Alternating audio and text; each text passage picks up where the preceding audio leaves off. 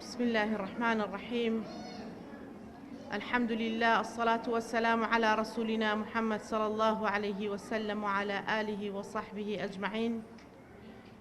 دایکان و خوشکانی بەڕێز، سەرەتا بە خێراتنی هەموو لایەکەکەم لە خوای پەروەردگار داواکارم ئەم کۆڕ و کۆبوونەوەی کە گرێدراوە بتوانین ئینشاڵڵا ئەو ماوەیی کە ئەتوانین لە خزمەت جەنابتانە بین و بتوانین ئەو کۆڕ و کۆبوونەوەی کە بەو مەبەستەی کە گرێدراوە ئینشاڵڵا بتوانین بە هەموو لایەکمانەوە ئەو مەبەست و ئامانجە بەدەست بێنین و لە خوای پەروەردگار داواکارم کە ئینشاڵڵا ڕۆژوی مانگی ڕەمەزانی هەموو لایەکی قبوڵ کردبێ و خوای پەروەردگار پاداشتی خێری هەموو لایەک بداتەوە، بە تایبەتی ئێوەی بەڕێز کە لەم ڕۆژە هاوی نەگەرمەدا ڕێگەتان بڕی و عەزیەتان کێشا و هاتوون بۆ ئەوەی کە ماوەیەک گوێ بگرین لە کۆمەڵێک وتە کە بتوانین هەموو لایەک ئینشاڵڵا هەم بۆ بەڕێستان هەم بۆ ئێمەش بتوانین سوود و قازانجی هەبێ بۆ هەموو لایەکتان. بەڕێزان، دیارە بابەتەکە لەبەرەوەی کە لە مانگی ڕەمەزان داین زیاتر حەزم کرد بابەتی وتارەکەم بریتی بێ لەوەی کە زیاتر حاڵەتێکی ئیمانی زیاتر بەخۆیەوە ببینێ بۆ ئەوی بتوانین هەمومان ئینشاڵڵا سوود و ئیسفادەیەکی زۆری لێ بکەین. دیارە خوشکانی بەڕێز، ئەبێ هەموو لایەک ئاگاداری ئەوە بین کە ئێمەی موسڵمان بە تایبەتی یعنی یەکێک لەو تایبەتمەندیانەی کە ئێمەی ئیسلامی هەمانە کە ئەوەیە بەڕاستی ئێمە جیاکەرەوەی ئێمە لە خەڵکی تر، جیاکەرەوەی ئێمە لە کەسانی تر بەڕاستی ئەوەیە کە ئێمە بریتین لەوەی کە پێمانەوترێ ئیسلامی، پێمانەوترێت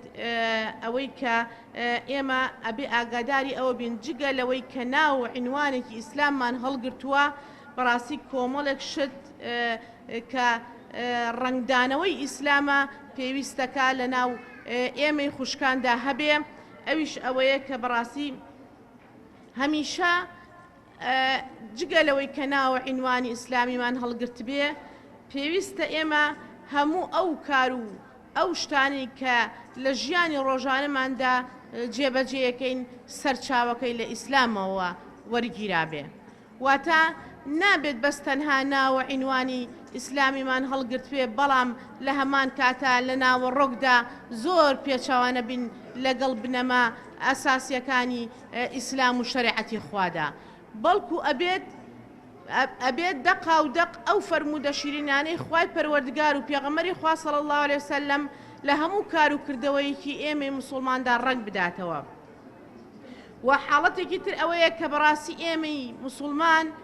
ئێمەیەکی ئیسلامی کە پێمانەوترێ ئیسلامی و عنوانێکی ئیسلامیمان هەڵگرتووە، هەمیشە ئەبێت جگە لەوەی کە ئەخلاق و ڕەوشتمان لە ئیسلامەوە سەرچاوی گرتبێ ئەبێ بۆ حرەکەتیش بۆ ئیسلام بکەین، ئەبێ حرەکەت بۆ ئەوە بکەین کە شەریعەتی خوای پەروەردگار لەسەر ئەم زەویەدا جێبەجێ بکرێ، ئەبێ هەر یەکەمان لە ئاستی خۆمانەوە و بە تایبەتی ئافرەتی موسڵمان کە ئەبێت زۆر بە یعنی بەو پەڕی بەرپرسیارەتیەوە هەستێت بەوەی کە بەرپرسیارەتێکی گەورەی لەسەر شانە، ئەو بەرپرسیارەتانەش و لەوانەیە دوو قات و سێ قات و چەند بەرامبەر ببێتەوە. ئافرەتی موسڵمان بەرپرسیارە بەرامبەر بە ماڵەکەی، ئافرەتی موسڵمان بەرپرسیارە بەرامبەر بە مناڵەکانی بە پەروەردەکردنی، چونکە ئێمە بزانین یعنی ئەگەر بمانەوێت چاکسازی بکەین گەورەترین چاکسازیەک بریتیە لە چاکسازی لە پەروەردەدا. ئێمە چۆن بتوانین نەوەیەکی دواڕۆژ پێ بگەێنین؟ دایک وەک نیشتیمان وایە، چۆن ئەم نیشتیمانە ئەتوانێ ڕۆڵەیەک پەروەردە بکات لە دواڕۆژدا میلەت و گەلەکەی لە ساییدا بحەسێتەوە. و لە هەمان کاتە بەرپرسیارە جگە لەوەی کە بەرپرسیارە بەرامبەر بە ماڵ و مناڵەکەی، بەرپرسیارە بەرامبەر بە خەڵک و کۆمەلگاکەی. یعنی ئێمە وا تەسەوور نەکەین هەر هاتوینەتە ئەم دنیایەوە بۆ کۆمەڵە شتێک کە ڕۆژانە جیاکەرەوەی ئەبێ ئێمەی ئیسلامی و موسڵمان بێ لە خەڵکی تر، خەڵکی تر بە هەموو شێوازێک ژیانی خۆیان بە ڕۆتینات و بەو شتانەی کە بەیانی هەڵەسێنانە خوا و چاخوا و قاپ و قاچاق و سەراپای ئیشەکانی ڕۆژانە کە هەموو ئیشی ڕۆژانن بە تایبەتی ئیشی ئافرەت ڕۆژانە بە بەردەوامی دووبارە بێتەوە هەمووشی وەکو یەکە. ئەبێ ئافرەتی موسڵمان زۆر لەوە وشیارتر بێت کە ژیانی ڕۆژانی بەس بە کۆمەڵێک ڕۆتیناتی ڕۆژانەوە نەباتە سەر، بەڵکو ئەبێت وەکو باسم کرد بەرپرسیارەتیەکەی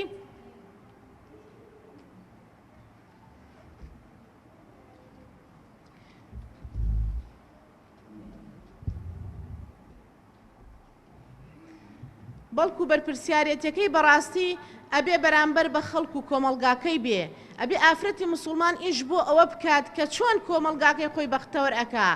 چۆن وا لە میلەتەکەیەکە، وا لە دەوروبەرەکەیەکە، وا لە ئافرەتانی دەور و پشتی خۆیەکە کە هەم بەختەوەری دنیایان بکات، هەم سەرفرازی دواڕۆژیان بکە. چونکە ئەبی ئاگاداری ئەوە بین لە ڕۆژ ئێمە وەک موسڵمانێک ئیمانمان بەوە هەیە کە خوای پەروەردگار جگە لەم دنیایە دنیایەکی ترمان هەیە کە دنیای لێپرسینەوە پاداشت و سزایە.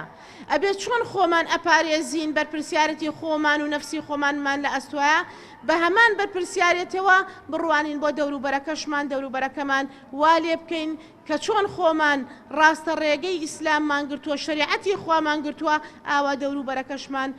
هەوڵ بدەین لە بە شریعەتی خوا ئاشنایان بکەین، وایان لێ بکەین کە بیان کەینە هاودەم و هاوڕێگەی خۆمان بۆ ڕێگەی ئیسلام. هەروەها ئافرەتی موسڵمان بەڕاستی بەرپرسیارە بەرامبەر بە هەموو ئەو واقعی کە ئێستا لەم ڕۆژگاری ئەمڕۆداتی ئەپەڕێ. ئەگەر ئێمە بەلایەکی ترا باسی بکەین، ئەو وەزعە سیاسیانەی کە ئێستا لە ڕۆژگاری ئەمڕۆدا ڕوبەڕووی ئەم میلەتە بۆتەوە، ئەو میلەتەی کە ئەمڕۆ تووشی قات و قڕی و تووشی نەبوونی و برسێتی بۆتەوە، ئەو میلەتەی کە ئەمڕۆ ئێمە لە هەرێمی کوردستاندا خەڵکی نان و قوتی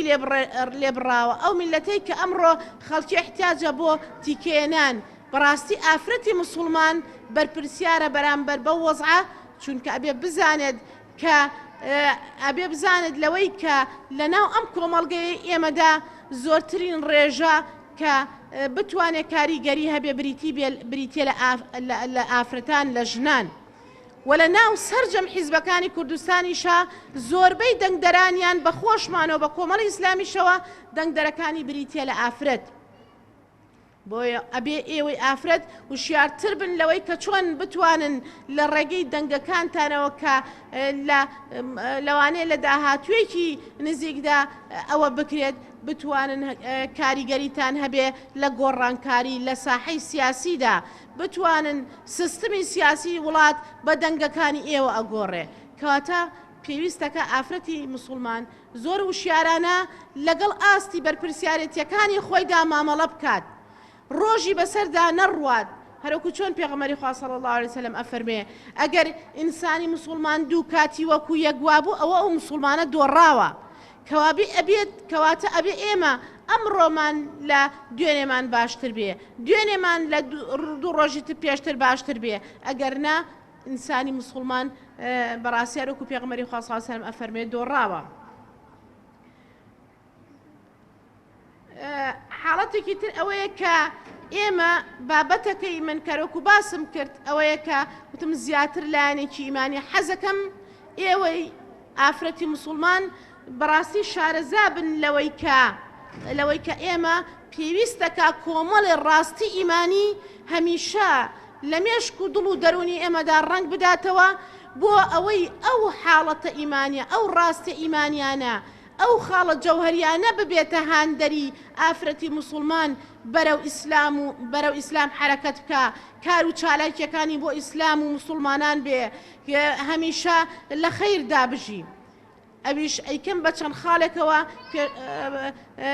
باسی ئەەکەم بۆ بەڕێستان کە لە چەند خاڵێکە کورتی ئەەکەینەوە بۆ بەڕێستان.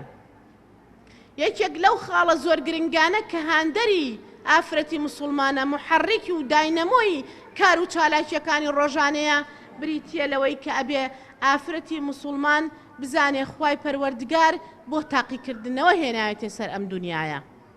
ئافرەتی مسلمان جگە لە ئافرەتی مسلمان بەڵام یعنی خوای پەروەردگار هەموو بەشەریەتی کە هێناوەتە سەر ئەم بوونە بۆ تاقیکردنەوە هێناوێتێ سەر ئەم ساحەی ژیانە بە مسلمان و بە کافرەوە. بەڵام کارۆکو باسم کرد ئێمەی مسلمان و ئێمە ئیسلامی ئەبێت تایبەتمەندی ئێمە جیاواز بێ لە خەڵکی تر. یەکێک لەو تایبەتمەندیانە ئەوەیە کە هەمیشە ئەبێ ئێمە ئەم ڕاستیە لە مێشکمانە ڕنگ بداتەوە کە ئێمە خوای پەروەردگار بۆ تاقیکردنەوە هێناوینێتە ئەم بود. خوای گەورە فەرمێ الذي خلق الموت والحياة ليبلوكم أيكم أحسن عملا. ئەفەرمێ ئێمە کاتێک خەڵقی مردن و ژیان و مردنمان داوە لەسەر ئەم زەویە واتە هەم ژیانەکە کە لە دنیادا ئەژین هەم ئەو مردنەشی کە خوای پەروەردگار هەموو نەفسێک کە چۆن خوای پەروەردگار خۆی فەرمێ كل نفس ذائقة الموت هەموو بوونەوەرێکە بێ مردن بچێژێ ئەوەی کە هاتوێتە سەر ئەم ژیانە کەواتە بەو شێوازە خوای پەروەردگار ئەم مردن و ژیانەی کردوتە تاقیکردنەوە و ئیمتیحانێک بۆ بەشەرەکان بۆ ئینسانەکان تاوکو بزانێ لیەبلووەکم ئەیوکم ئەحسەن عەمەلا تا تاقییان بکاتەوە بزانێ کێ چاکترین کردەوە کێ جوانترین و عەمەلی ساڵح ئەنجامایە بۆ خوای پەروەردگار. کەواتە خوشکینە ئەبێ ئێمە هەمیشە ئەم ڕاستیە لە مێشکمانە دووبارە ببێتەوە کە ئێمە خوای پەروەردگار بۆ تاقیکردنەوەی هێناوینی مدەتێکی کەم لەسەر ئەم زەویە ئەژین بەڵام ئەو وەسائلانەی کە خوای پەروەردگار بۆ ئەوەی کە ئێمە ژیان لەسەر ئەم زەویە بەردەوام بێ مەسەلەی زەواجە مەسەلەی خزمەتیە مەسەلەی منداڵبوونە مەسەلەی هەر شتێکە لەم ژیانە کە مرۆڤەکان و ئەو عەلاقاتە ئیجتیماعی و سیاسی و هەموو ئەم شتانە خوای پەروەردگار ئەمانەی هەموو بۆ تاقیکردنەوەی مرۆڤەکان هێناوەتە بوون بۆی بزانێ کێ چاکترین کردەوە بۆ خوای پەروەردگار ئەنجامەدا. ڕاستێکی تر ئەوەیە کە پێویستەکە ئێمە ئاگاداری بین ئەویش ئەوەیە ئەبێت ئێمەی ئافرەتی مسلمان کە ئیمانمان بەخوا کە باوەڕمان بەوە هەبوو کە خوا بۆ تاقیکردنەوە ناردوینی ئەبێ یەکێک لە جیاکەرەوەی ئێمە لە خەڵکی تر هەمیشە هەوڵ بدەین ئیمان و عەقیدەیەکی بەهێز و پتەومان هەبێ بەخوای پەروەردگار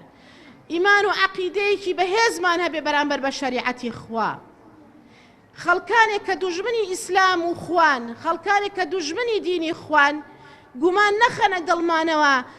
زەلزەلە بخەنە ئیمانەکەمانەوە بەڵکو ئەبێ ئێمە بە ئیمانێکی پتەوەوە حرەکەت بکەین و ژیانی خۆمان بەرینە سەر هەروەکو چۆن خوای پەروەردگار خۆیە فەرمێ ئەفەرمێ قد أفلح المؤمنون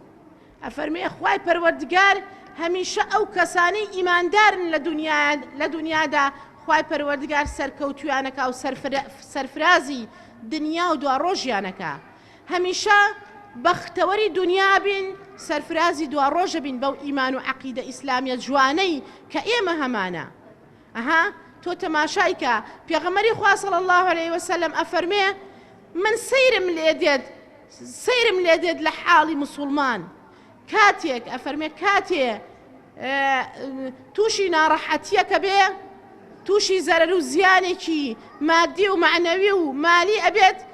پێغەمبەری خوا صلی الله علیه وسلم ئەفەرمێ ئەم مسلمانە سەبر ئەگرێ و کاتێک کە تووشی خۆشی و بەختەوەری دنیا ئەبێ ئەفەرمێ شکر و سوپاسی پەروەردگاری ئەکا. پێغەمبەری خوا صلی الله علیه وسلم سەیری لێ دێ کەوابێت ئافرەتی مسلمان بە بۆنەی ئیمانەکەیەوە هەمیشە لە ژیانە بە بەختەوەری ئەژی. کاتێک کە تووشی نەبوونیەکە بێ ناڕەحەت نابێ بەوەی ئیمان و عەقیدەی بەخوا هەیە کە ڕزق و ڕۆزی لە لای خوای پەروەردگارە. کاتێک کە تووشی زەرەرێکی جسمی و نەخۆشی و هەر حاڵەتێکی ناڕەحەتی کە ڕوبەڕووی تەندروستیە بێتەوە بیر ئەکاتەوە خوای پەروەردگار هەموو تەقدیراتی ئەم کەونە بەدەست ڕەب العالەمینە بۆیە ناڕەحەت نابێ بە تاقیکردنەوەی خوای ئەزانێ. کاتێ ناڕەحەتی تووشە بێت تاقیکردنەوەی خوایە و سەبری لەسەرەگرێ. کاتێک کە ناز و نعمەتی بەسەرا ئەڕژرێ هەر تاقیکردنەوەی خوای پەروەردگارە و بەڵام بە پێچەوانەوە شکری خوای لەسەر ئەکا. کەواتە ئێمەی موسڵمان جیاکەرەوەی ئێمەی موسڵمان لە خەڵکی تر ئەبێت بەوە بێت کە ئێمە لە ڕووی ئیمانیەوە ئیمانێکی بەهێزمان هەبێ بەو بنەما سابتانەی کە ئیسلام دایناوە، ئیمان و باوەڕ و عەقیدەیەکی تەواومان هەبێ بەو شەشپایی کە خوای پەروەردگار باسی ئەکا لە قورئان و فەرموودەدا کە بۆ ئێمە ئیمان بەخوا بوون. هەروە ئەوە نییە ئینسان بەدەم بڵێ ئیمانم بەخوا هەبێ، هەروە بەدەم نابێ بڵێ ئیمانم بە پێغەمبەری خوا صلی الله علیه وسلم، ئەبێ ئەو فەرمودانەی خوا و پێغەمبەری خوا صلی الله علیه وسلم لە هەموو کار و کردەوەی ڕۆژانەماندا ڕەنگ بداتەوە. ئەمە ئیمانی بەهێزە. خاڵێکی تر ئەویش ئەوەیە بەڕاستی لەگەڵ بوونی ئیمانی بەهێزدا ئێمە زۆر زەرورە کە تەقوا و خۆپارێزیمان هەبێ لە شتێک لە هەموو ئەو سنوورانەی کە خوای پەروەردگار بۆی داناوین. خوای پەروەردگار کۆمەڵە سنووری بۆ داناوین کە نابێ بیبەزێنین. ئافرەتی موسڵمان نابێ ئەبێ بزانێ ئافرەتی موسڵمان ژینگەی ئافرەتی موسڵمان جیاوازە لە ئافرەتێکی عەلمانی. ئافرەتی موسڵمان شوێنکەوتەی شەریعەتەکەی خوایە و ئەبێ مولتەزم بێ بەو ئەمر و فەرمانانەی کە خوا فەرمانی پێکا، نەک بە پێچەوانەوە، نەک وەک ئافرەتێکی عەلمانی هەمیشە شوێن هەوا و ئارەزوو و نەفسی خۆی بکەوێ، هەمیشە هەوڵ بدا کامە نەفسی خۆی پێی خۆشە ئیتر شەریعەت هیچ باشی نییە بەوەی کە شەریعەتی خوا پێشێلەکایان نایکە. بۆیە ئەبێت ئێمە بەڕاستی لە سنوورەکانی خوای پەروەردگار هەمیشە خۆپارێزی بکەین، هەمیشە ئەوەی حرامە لێی دوور بکەینەوە، هەمیشە ئەوەی کە خوای پەروەردگار فەرمان ئەکا پێمان ئێمە ئەمرەکانی خوای پەروەردگار جێبەجێ بکەین. بۆیە ئەمەشە ئەو تەقوایی کە خوای پەروەردگار ئینسانی موسڵمان. تەقوا چییە؟ تەقوا ئەوەیە ئەمرەکانی خوا جێبەجێکەی دوورکەویتەوە لەو حرامانەی کە خوا قەدەغەی کردووە لەسەرت، کە خوای پەروەردگار قەدەغەی کردووە، ئەبێت تۆ دوور بکەویتەوە. ئەبێ هەر هەنگاوێکت نا هەر کار و کردەوەیەکت کرد سەیری شەریعەتی خوا بکە، بزانە وەڵامی شەریعەت چییە بۆ ئەو پرسیارانە، بۆ ئەو هەڵس و کەوتانەی تۆ لە ڕووی شەریعەتەوە بێت چۆن بێ، لە جلوبەرگە، لە هەڵس و کەوتە، لە مامەڵەکردن تا لەگەڵ دەوروبەرتە، لە ناو وەزیفە و دەوام و دائیرەکەتە، لەگەڵ خێزان و ماڵ و منداڵتە، لەگەڵ کەس و کارتە، لە عەلاقە ئیجتیماعیەکانتە، لە عەلاقاتە سیاسیەکانتە، لەو پەیوەندیانەی کە پەیوەندی دارایین. خوای پەروەردگار چه فەرمانە بە تۆکە؟ ئەبێ ئەوە جێبەجێکەوە داوای چیشت لێ ئەکات کە دوورکەویتەوە لێ، ئەبێ دوورکەویتەوە لێ. ئەوە تا خوای پەروەردگار هەر کاتێک مرۆڤەکان کە تەخوای خوایان بوو، خوای پەروەردگار ئەبەم شێوازە وەصفی تەقوا دارەکانەکە ئەفەرمێ ئەلا ئین ئەولیا الله لا خوف عليهم ولا هم يحزنون الذين آمنوا وكانوا يتقون. خوای پەروەردگار فەرمێ کەسانێک کە زۆر نزیک و ئەولیای خوان کە خۆیان یەکلا کردوێتەوە بۆ خوا، ئەمانە لە دنیادا نە ناڕەحەت و تووشی خەم و خەفەتە بن، نە ئەشترسن. کەواتە لە دنیادا ئێمە ئیماندار ئەگەر ئیمانێکی بەهێزمان هەبێ، ئەبێ جگە لە خوای پەروەردگار ئێمە بزانین هەموو شتێک، هەموو مسقالە زەڕێش کار لەم دنیادا ڕووبدات خوای پەروەردگار ئاگادارە و چاو دێرە بەسەریەوە. ئیتر ئەبێ ئێمە لە چ شتێک بترسین. بۆیە هەمیشە ئەم کەسانە تووشی خەفەت و ترس و نائارامی و دوودڵی نابن، ئەوانەی کە نزیکن لە خواوە. ئەمە ئەوانەشن چێن ئەوانە کە ئەم حاڵەتیان تایە کە نزیکن لە خواوە، ئەوانن الذین ئامنوا، ئەوانن کە ئیمانێکی بەهێز و پتەویان هەیە بە خوای پەروەردگار، وەکانوا یەتەقون، و ئەوانەی کە هەمیشە تەقوا پارێزیەکەن، هەمیشە سنوورەکانی خوای پەروەردگار ئەپارێزن. بۆیە ئەبێت ئێمەی موسڵمان خۆپارێزیمان هەبێت، چونکە ئاگاداری ئەوە بین شەیطان هەمیشە لە کەمیندایە بۆ ئینسان کە هەوڵ ئەدا دایمەن فەرزەکان، ئەوانەی کە فەرزی خوایە لەسەر شانی مرۆڤەکان فەرزەکانی پێ بچوێنێ و لە هەمان کاتیشە قەدەغەکانی خوای پەروەردگاریش کە قەدەغەی کردووە لەسەری بێت بیشکێنێ پێی بۆیە ئەبێ ئاگاداری ئەوە بین کە خوای پەروەردگار شەیطانی بە دوژمنی سەرەکی بەرامبەر بە مسلمانی داناوە کە خوای پەروەردگارە فەرمێ ئین الشەیطانە لەکم عەدوٌ مبین شەیطان بێگومان دوژمنێکی سەرسەختی ئێوەیە ئیتر خوشکینە ئەم شەیطانە وەسوەس بە طەریقەیەکی بنیراوە تۆی بینی ڕەفیقێکە هاوڵێکی شەیطانەیە تۆ لە ڕێگە دەرەکە یاخود وەسوەسە و خوتورەیەکە کە بەدڵتایەت بۆی فەرزەکانی خوات پێ بچوێنێ بۆی قەدەغەکراوەکانی خوات پێ بشکێنێ ئەمە ئەبێ ئێمە بزانین زۆر ئاگاداری ئەوە بین کە ئەم حاڵەتە خۆمان بپارێزین و داوا لە خوای پەروەردگار بکەین کە خۆی کۆمەک و یارمەتی دەرمان بێ خاڵی چوارهەم جگە لەوەی کە باسمان کرد ئیمان و تەقوا ئافرەتی مسلمان ئەبێ خاوەن ئەخلاقی بەرز و ڕەوشتی جوان بێت ئەبێ خاوەنی ئەخلاقی بەرز بێ لە ناو کۆمەڵگەدا ئەبێ خەڵکی جیای بکاتەوە کە ئافرەتێکی باڵا پۆش هەمیشە زۆر ئاگاداری بێ ئاگاداری عەقیدە و بیر و باوەڕەکەی بێت چونکە بە ئەخلاقە بەرزەکانی چونکە خەڵکی لە تۆوە سەیری مسلمان و ئیسلامەکەن ئەڵێن ئەها فڵان ئافرەتە باڵا پۆشەیە کە فڵان مەسەلە ڕەوشتی ناجۆری تایە کە نەدەبوو ئەوەی تیابێ فڵان ڕەوشتی تیادا کە بێز لێ براوەیە بۆیە ئەبێت ئافرەتی مسلمان هەڵگری ئەخلاق و ڕەوشتی ئیسلامی بێ و هەمیشە بە ئەخلاقی جیا بکرێتەوە لەگەڵ خەڵکی تردا لەگەڵ ئەو کەسانەیە کە لەگەڵیدا کار ئەکەن لەگەڵ ئەو ڕەفیقانەیدا کە لە قوتابخانە و شوێنە گشتەکاندا لەگەڵیدان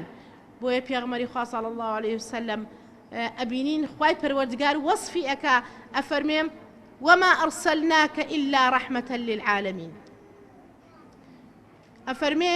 خوای پەروەردگار ئەی پێغەمبەری خوا ئێمە تۆمان ناردووە بۆ ئەوەی ببیت بە ڕەحمەت بۆ هەموو خەڵکی بۆ مسلمان و غەیری مسلمان بۆ دەوروبەرەکەت بۆ هەموو ئەوانەی کە لە ژیاندا لەگەڵیان نایت هەتا بۆ بێگیانەکان ئەبینین کە کاتێ سیرەی پێغەمبەری خوا صلی الله علیه وسلم ئەخوێنینەوە پێغەمبەری خوا صلی الله علیه وسلم بەزەیی بە بێزمان داهاتوەتەوە چ جای ئەوەی کە بەزەیی بە مسلمانێک داهات بێتەوە بەزەیی بە کافر داهاتوەتەوە هەمیشە هەوڵیاوە لە دوعاکانی دا بڵێ خوایە هیدایەتی قەومەکەم بەی طبعا هیدایەت ئەوە بۆ کە قەومەکەی نامسلمان بوون بۆیە ئەمانە ئەبێ ئێمە ئافرەتی مسلمانیش بە هەمان شێوە هەوڵ بدەین ئەو ئەخلاقی پێغەمبەری خوا صلی الله علیه وسلم لە ئێمەشدا ڕەنگ بداتەوە ئێمە ئافرەتێکی باڵا پۆش نەبین بەبار بەسەر ئیسلامەوە چونکە کاتێ تۆ ڕەوشتێکی ناجۆر و ناشرین ئەنجام بدەی خەڵکی ئیسلامی لە بەرچاوەکەوێ بەو لە بەرچاوکردنی ئیسلام یعنی تۆ ئەبی تەمای دوورکەوتنەوەی خەڵک لە ئیسلام ئەبێت تۆ ئاکار و ڕەوشتت جوان بێ ئەبێت تۆ خەڵکی ڕەوشتی جوانت لێ ببینن لە عەلاقاتە ئیجتیماعیەکەدا کاندا ئەبێ خەڵکی بزانن ئافرەتی باڵاپۆش دڵت نەرمە ئافرەتی باڵاپۆش ڕقین لە دڵ نییە ئافرەتی باڵاپۆش کەسێکی ڕووخۆش و ئافرەتی باڵاپۆش کەسێکی دەستپاک و ئەمینە ئافرەتی باڵاپۆش داوێن پاکە ئافرەتی باڵاپۆش ناچێتە خەڵوەتەوە ناچێتە ئەوەی کە لەگەڵ کەسێکی نامەحرەمدا بە تەنها دانیشێ و بە تایبەتی لەم ڕۆژگاری ئەمڕۆدا یەکێ لەو تاقیکردنەوە سەرسەختانە کە ڕوبەڕووی ئەم ئومەتەی ئیسلامیە بۆتەوە ئەم مەسەلەی ئەنتەرنێت و فەیسبوک و ئەم تۆڕە کۆمەڵایەتیانەیە کە ئەبینین زۆر یعنی کێشەمان بینیوە لە دادگاکاندا زۆربەی زۆری کێشەکان بەهۆی ئەو ئامێرە ئەلکترۆنیانیەوە دروستە بێ لە ناو دادگاکاندا ژن و مێردە جیا بێتەوە سەیرەکەی خیانەتە ژنە خیانەتە لە پیاوەکەیەکە لە ڕێگەی فەیسبوک و ئەنتەرنێتەوە پیاوە بە هەمان شێوە کچێکە خیانەتەکە لە دایک و باوکی جاری وایە ئەم کچە لەوانەیە بەو پەڕی ئەمانەتەوە بەو پەڕی سیقە و متمانەوە دایک و باوکی مۆبایلێکی پێ بدەن و خەتێکی ئەنتەرنێتی پێ بدەن بەڵام دوجار ئەبینی هەم خۆشی گوناهبارەکە هەم دایک و باوکیشی گوناهبارەکە بەچی بەوەیش سەیرەکەی یعنی خەڵوەتی فەیسبوک لە خەڵوەتە ئاساییەکە زۆر خەتەرترە ئێمە وا نەزانین تێکەڵی لەوانەیە تۆ بترسی لەوەی کە تێکەڵیەک لە شوێنێکە ئەگەر بە تەنهابی بڵێ لەوانەیە ئێستایەکێ بێ بەسەرمانە بەڵام لە ڕێگەی فەیسبوکەوە ئەو ترسەشت نییە بە تاقی تەنیا لەگەڵ مەسەلە کەسێکە قسە ئەکا پیاوێ ئافرەتێ لەگەڵ یەکا قساکەن تا بەیانی سەیرەکەی بە ئەنواوەشکاڵ لەوانەیە زۆربەتانە و کێشانتان بیست بێ لێرە و لەوێ بۆیە ئافرەتی مسلمان هەروەکو باسم کرد جگە لەوەی کە ئیمانێکی بە بەهێزیە بێ جگە لەوەی کە تەقوایەکی گەورەی خاوەن تەقوایەکی گەورە بێ و خۆپارێز بێ ئەبێ ئەخلاق و ڕەوشتی جوان بێ زۆر جێی داخە خەڵکی هەڕەشە بکە لە ئافرەتێکی مسلمان لە بە ڕێگەی ئەنتەرنێت بڵێ ئەگەر فلان شت و فلان شت دەست دینم نەبیت من فلان شتت بڵاوەکەمەوە ئەمە ئەخلاقی ئافرەتی مسلمان نییە سوپاس بۆ خوا هەمیشە ئافرەتە بەڵا پۆشەکانیش بە ڕێژەیەکی کەم لەم حاڵەتانە تێوە ئەگرێن بۆ چونکە ئافرەتی مسلمان باوەڕی بەخوا هەیە کە ئەو شتانەی کە خوای پەروەردگار ئەمری پێکردووە بێت جێبەجێکە ئەوەی قەدەغەکراوی خوایە نابێ بیشکێنێ خاڵێکی تر ئەوەیە کە دەبێت بەڕاستی ئافرەتی مسلمان هەوڵ بدا لە ناو کۆمەڵگاکەیدا ئاشتی بڵاو بکاتەوە ئاشتی بەچی ئەبێ بەوەی من لە ماڵێکدام لەگەڵ خوشک و دایک و باوک و کەس و کارمدا هەمیشە خوشکانە و یەک ڕیزانە لەگەڵیانە تەعامل کەم ئەبێ لە کارەکەتە لەگەڵ هاوڕێکان و هاوپیشەکاندا هەوڵ بدەی ئافرەتێکی نمونەیی بی یعنی ئافرەتێک نەبی وەکو ئەوەی کە خەڵکی ئەو ئاەتەی خوای پەروەردگار کە خۆی ئەفەرمێ ئینەمە المؤمنون ئیخوە خوای پەروەردگار ئەفەرمێ بێگومان بڕواداران خوشک و برای یەکترین خوای پەروەردگار بە لەفزی خوای پەروەردگار بە کەلامی خوا تاکید لەمە ئەکاتەوە بەڵام ئەگەر ئێمە پێچەوانەی ئەم حاڵەتە بینەوە لەگەڵ خوشکە مسلمانەکانماندا قینە لە دڵ و چینە لە دڵ و ڕق و بغز و هەرچی خراپەیە غەیبەتی بکەین کەواتە کوا ئەو ئاەتەی کە ئێمە خوای پەروەردگار وا پێمانە فەرمێ کە ئێوە بە تەکید خوشک و برای یەکترین بۆیە پێویستەکە ئێمەی خوشکان لە ناو یەکدا یەک ڕیزی خۆمان بپارێزین و خاوەنی ئەوە بین یەکترمان خۆش بێ و دەستبارگری یەکتری بین و هەمیشە حەز بەوە بکەین ئێمە وەک مسلمان چۆن پێغەمبەری خوا صلی الله عليه وسلم ئەفەرمێ ئیمان ئەوەیە کە لا يؤمن أحدكم حتى يحب لأخيه ما يحب لنفسه بەڕاستی خوای پێغەمبەر صلی الله عليه وسلم ئەفەرمێ هیچ کەسێک لە ئێوە ئیمانی نییە هەتا ئەوەی کە بۆ برا مسلمانەکەی ئەوەی کە بۆ خۆی پێخۆشە بۆ برا مسلمانەکەی پێخۆش بێ یعنی بۆ برا مسلمانەکەی لە پێش خۆیدا پێی خۆش بێ کەواتە پێویستەکە ئێمە ئاگاداری ئەمەش بین یەک ڕیزی خۆمان ڕێکخەین و هەوڵ بدەین هەمیشە حەز بە خۆشی و بەختەوەری و ساغ و سەلامەتی یەکتری بکەین و لە ژیاندا بۆ خوشک و برای مسلمان بژین و ناڕەحەتیان نەکەین بە قسەکانمان بە گفتارەکانمان بە هەڵسوکەوتەکانمان بە مامەڵەکانمان خاڵێکی تر ئەبێت ئافرەتی مسلمان هەمیشە هەست بکات بەوەی کە هەست بەکەم و کوڕی بکە لە شتەکانی خۆیدا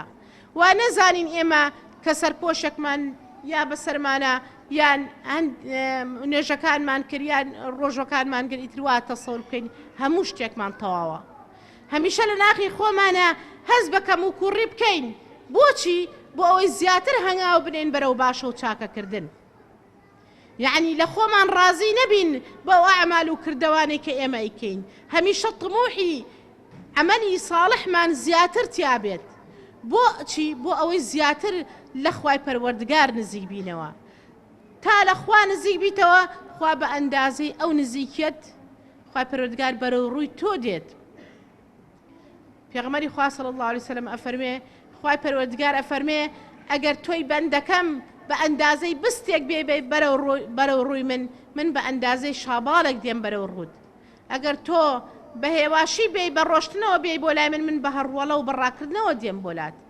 کەوابێت بە ئەندازەی نزیکیمان لە خوای پەروەردگارەوە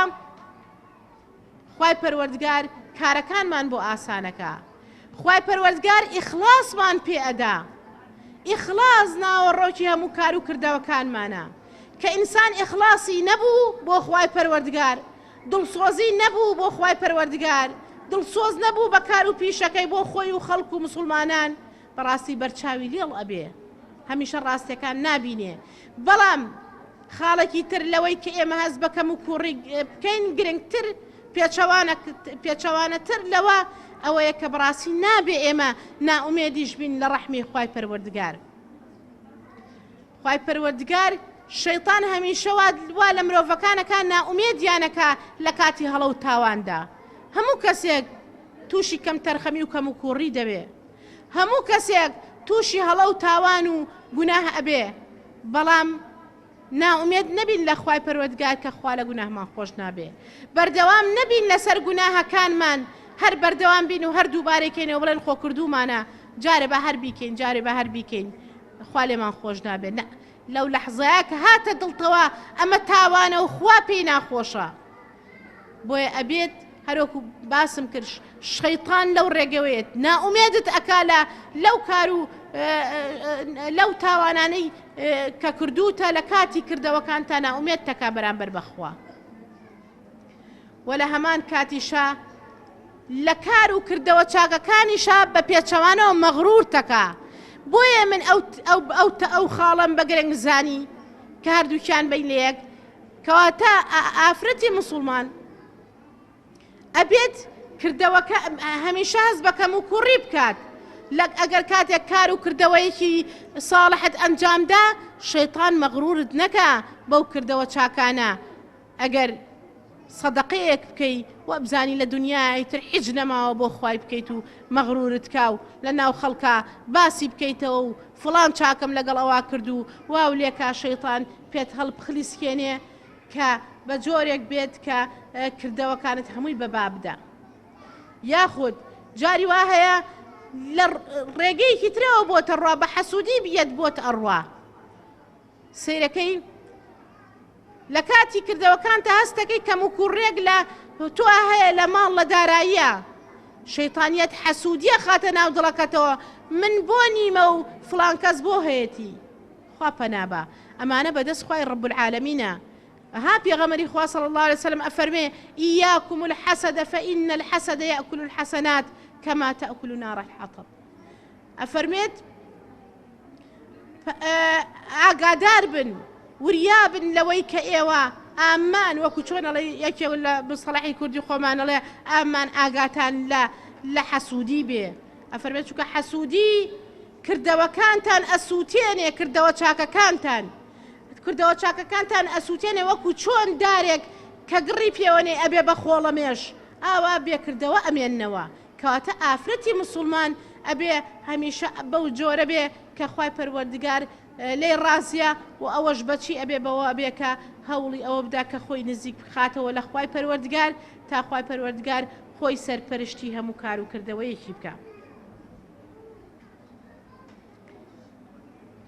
خاڵێکی تر ئەوەیە کە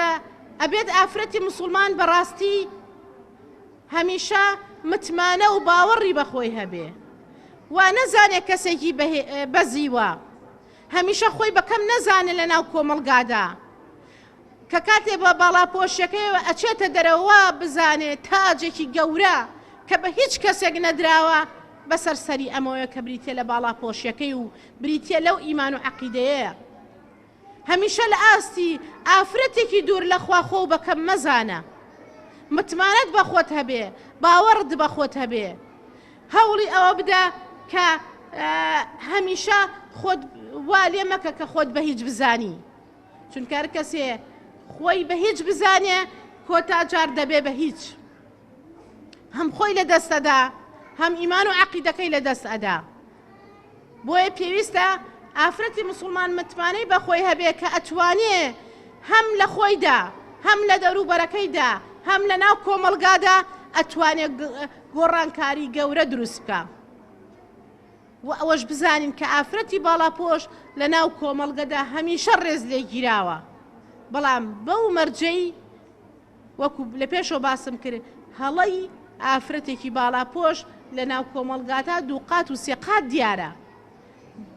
دووقات و سێقات ئەبێت بەبار بەسەر ئیسلامەوە بۆیە کە ئێمە دەستمان کرد بە ئەخلاق و ڕەوشتی ئیسلامی خۆمانەوە بزانین کە لە ناو خەڵکدا زۆر سەربەرزین زۆر قسە ڕۆشتوین زۆر ئەتوارین خزمەت بکەین بە کۆمەڵگا هەرنا خەڵکی بە باڵاپۆشەکەی ئێمە لە تاوان دوور ئەکەوێتەوە بۆیە بەڕاستی ئەبێ هەمیشە هەوڵی ئەوە بین کە متمانەی تاو بە خۆمان هەبێت جا خوشکانی بەڕێز پێش من لە کۆتایی وتەکەمدا یعنی بەڕاستی ئەوە بە گرنگ ئەزانم کە ئێمەی ئافرەتی مسلمان لەو ئومەتە ئیسلامین کە خوای پەروەردگار ئەفەرمێ كنتم خير أمة أخرجت للناس يأمرون بالمعروف وينهون عن المنكر خوای پەروەردگار بە ئومەتی ئیسلامی ئەڵێ ئێوە چاکترین ئومەت و هەڵبژێردراوی خوای پەروەردگارن بەچی بەوەی ئەمر بە چاکە بکەن و نەهی لە خراپە بکەن کەواتە ئەبێت ئافرەتی مسلمان بۆ ئەوەی ئومەتێک بێت لەو ئومەتانەی کە خوای پەروەردگار بە هەڵبژارداڵی بژاردووە ئەبێ ئەو سیفەتە لە تیایدا ڕنگ بداتەوە ئەویش ئەوەیە کە هەمیشە هەوڵ بدا کە حرامێکی بینی بە خەڵک بڵێ حرامە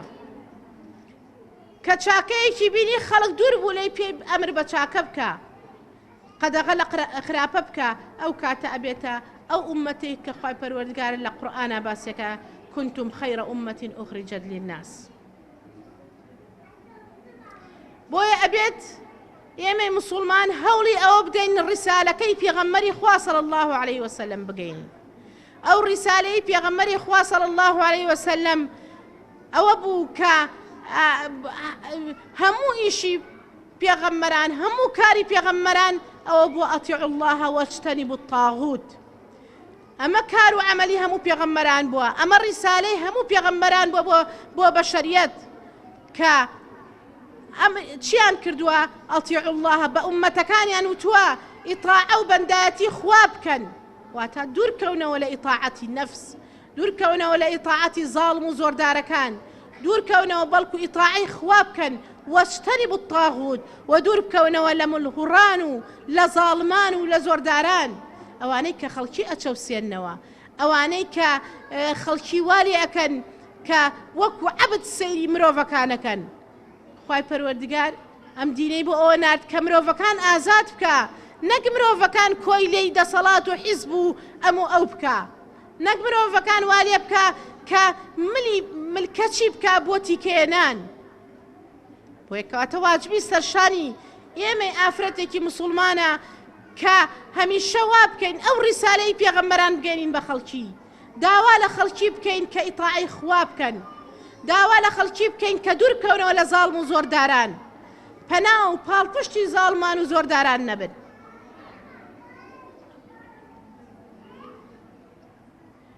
بۆیە ئەبێت بەڕاستی هەروەکو ئەوەی کە پێغەمبەران عەلەیهی سەڵات وەسەلام هەستاون پێی هەوڵ بدەین ئێمەش هەستین پێی بەڵام ئەمە بە چی ئەبێ ئەمە بە تاکتاکی یەکمان هەر کەسە لە ئاستی خۆی ئەتوانێ بیکە بەڵام ئەگەر ئێمە دەستە جەمعێک بووین ئێمە کۆڕ و کۆمەڵێک بووین ئێمە حیزب و هینێک بووین ئەو کاتە زیاتر ئەتوانین ڕوبەڕووی ئەم شتانە ببینەوە ئەو کاتە ئەتوانین زیاتر کۆمەڵێ دەستە خوشک بەیەکەوە سەر بکەن بەیەکا و بتوانن چۆن ئەم کۆمەلگای ئێمە والێ بکەین واقعەکەی بگۆڕین بۆیە بەڕاستی ئەمەش بە واکرێ کە ئێمە دەستباری یەکتری بین هەوڵ بدەین بەیەکەوە تەبابین هەوڵ بدەین یەکڕیز بین بەرامبەر بەوەی کە خەڵکی ئەمر بە چاکە بکەین نەهی لە خراپە بکەین نەک پەرتەوازە و پەرشوو بڵاو بین